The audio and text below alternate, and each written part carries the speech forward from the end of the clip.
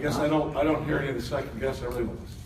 Was there a point? But you know, a manager, that's half the fun in following baseball is we're all going to look at your I guess decisions. for everybody else, but Yeah. I don't play party to it. Did you come to a point in your career where you realized that this is, everything I do is going to be highly scrutinized? Oh, absolutely. Long time ago. Shoot, we win games, sometimes going away. And back when I used to try and pay attention, people always look at it. There's so many people who do this job better than me. So many. I just try and show up, do the best I can. Sometimes the best thing I can do is stay out of the way. I like the lineup today. I like the way we've continued to play and be aggressive and work off the mound. You know, it's been a really solid team effort. So I don't get caught up in decisions. No matter what you make, there's going to be people that guess the other way. So do what I believe is right for the team, and I move on. Short memory. With the middle infield today, when you have Mercer down and then you have Freeze down at third, is there any thought to defensive replacements, bring one of those guys in, or both of them in late, maybe moving Harrison to second, or when they're down, you want them to have the day off no matter what? Pretty much when they're down, we try and use them as last man in. If there's a need, we may get them in play.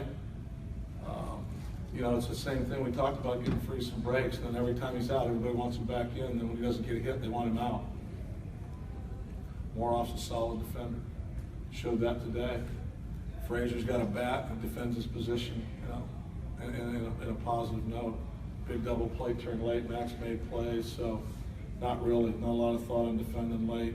I believe in the guys, and it's a great way to grow your ball club. It's a great way for the men that are playing to gain experience moving forward through the second half.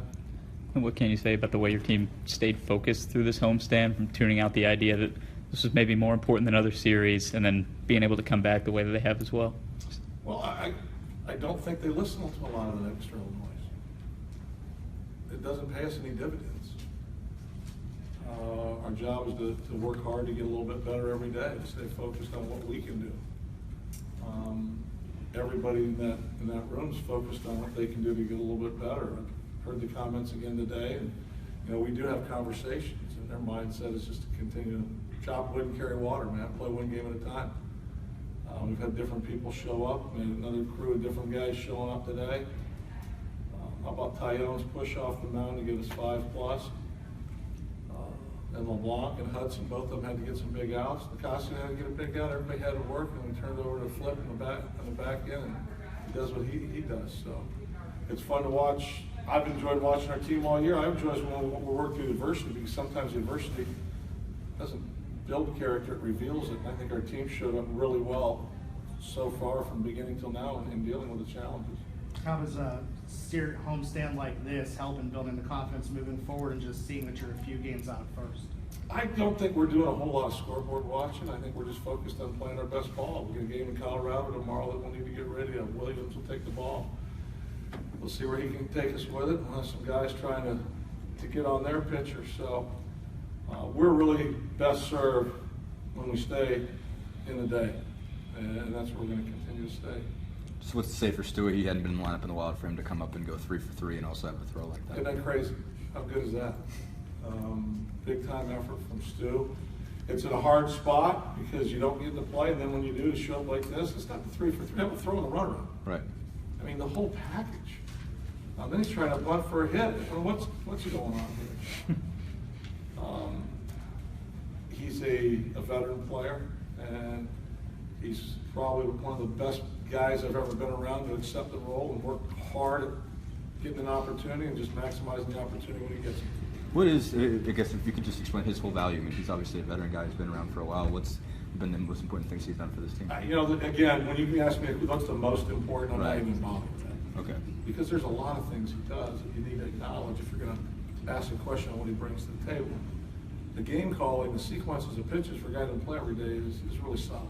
He does his homework. He sits in on every meeting. He knows the guys. What he can bring to the table offensively, he's not one of those guys that's also thinking in the back of his mind, you know, my job is to catch whenever he hits a bonus. This isn't that serious. Can handle the bat, you know, and can do some things, as evident today. His nose is in the fight, swings the bat, hits a couple balls hard, fights the ball off, drops it in for an RBI. he does a lot of work before the game even starts when he doesn't play with these pitchers. That adds dividends moving forward as well. What made you bring Tyler back at 6? I talked to Jameson. He said he had more, and I felt that Schugel was out today, Watson was out today. Any outs we could get there from him would help us moving forward. And we didn't count on a 10 or 11 pitch at bat from the first guy that he went out there. So I thought he was strong. I didn't see him velocity dip. I saw the pitches, the crispness of the pitches. So we thought we'd go ahead. Probably that's something we do every day. We'd go ahead and push it out there today. What did you see from him early, especially the strikeout stuff? Did he get the curveball working pretty well? First couple innings? There you go. The curveball played really well for him today. When you have, I think, 7 of his first 8 outs were punch outs, is that accurate? 7 of the first 9, I think. Well, within 7 of the first 8, maybe yeah. turned into 9. I don't know. You guys do the math. Yeah. That in and of itself is like, well, wait a minute. And it also, it runs his pitch count up as well, but you're not that concerned about it. They were able to foul pitches off. They had some battle at bats. He just kept making pitches, man. You push him out there, and he just keeps going at it. He stayed aggressive, which I thought was the biggest part, because again, that's a very dangerous line. Clint, were you tempted to go to Rivera when 2 got on in the 9th? Once there were, if we would have got another out or whatever, probably the next hitter would have been decision time for me. I was in on Arcia, him, Nicasio pitching to him. Wasn't looking for a 5-out save from Rivera today, unless the next hitter got on or made some damage. If Arcia would have singled or walked, somehow found his way, that might have been something we looked to do.